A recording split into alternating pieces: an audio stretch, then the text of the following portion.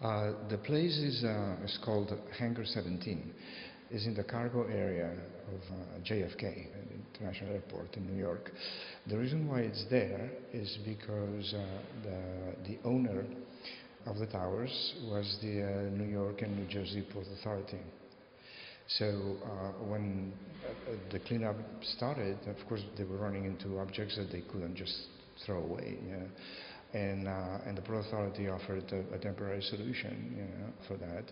And it was remarkable because the objects that had to be preserved, they had to also be selected as they went. There was no time to looking, leisurely and deciding what to keep. It was as they were going, they were marking them. And it's really remarkable the phenomenal criteria that they had when they chose the objects, and also the way all that was organized inside of the hangar.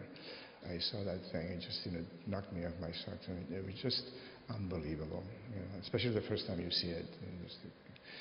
Well, I found out about it in 2006 when I was teaching at NYU, and somebody I know who works for the city in urbanism told me about it, because nobody knew.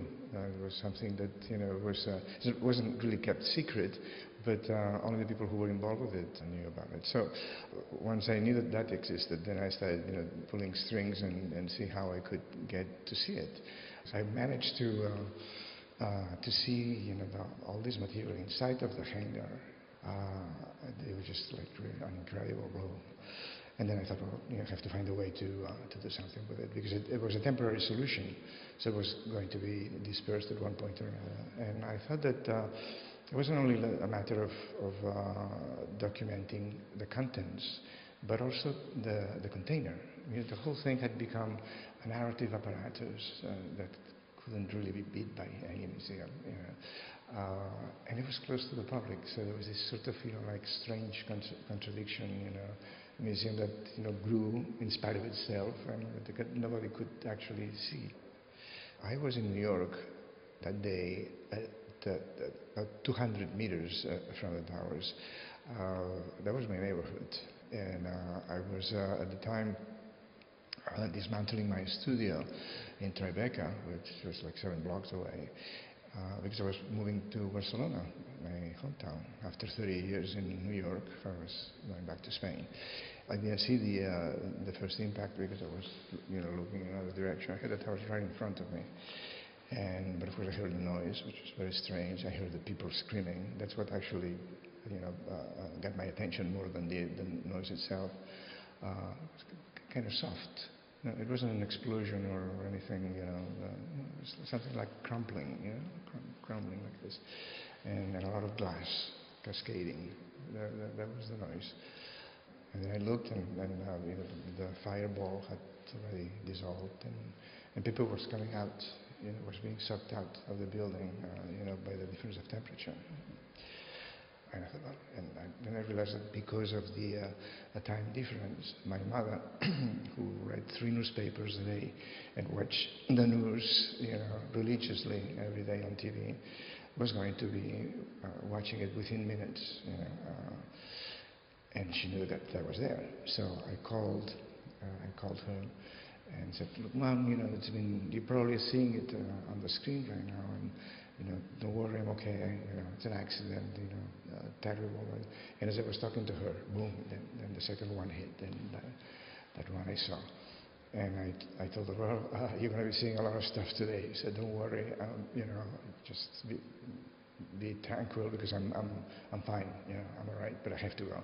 So this is the sort of the prologue, of my prologue, to this whole thing. So I thought, well, this is the project, and that's how we went. And then it took several years to plan for the final shoot, which was in 2009 in April. I was there for almost 5 weeks, every day from 9 o'clock to 6 p.m. in the morning, by myself, in that huge place with a plane flying over my head, every minute. It was absolutely surreal, and well, this is the result of it. My work has always dealt with history, ideology, politics and how we behave socially, and so on. So it's not that I really diverted much. My previous project was actually a project that was a campaign that was done in Spain and consisted of the opening up of a common grave of civilians that were assassinated by fascists during the Spanish Civil War. So this piece is not that far away from that other piece. It's like the flip side of the coin. And there are some symmetries. And one of them, which is, to me, was striking, was that when we were in Spain working and digging, we knew what we were going to find. There were people there, anywhere between 45 and 60. So there was this record. It's terrible to look at, but it's there. And 9/11, on the other hand, hasn't really left a visual trace of the victims. If you put aside the photograph that the relatives brought in and used as little memorials, or what appeared in the newspapers were pictures of those people when they were in high school, not them as victims. That it was like a big void. So this sort of disappearing act, it's terrible, and sudden, and radical. And perhaps because of that, the objects, they don't act as substitutes. They cannot do that, but they do acquire a special quality, additional layer of meaning, because it's like they're speaking for the victims that are not there, in the literal sense, that they couldn't see, any of them. They were not. And for the process of any kind of process of healing, that it's very performative. So there are things that have to be done in order, for that to, actually happen, at the symbolic level and emotional level. You need to see things. So that's why I think that 9/11 has this sort of difficulty, for all of us, especially for the relatives of the victims, of not having seen, even if it would have been terrible, to see them. But at the same time, we've been approved that they had been there, rather than just disappearing from the face of the earth in a minute.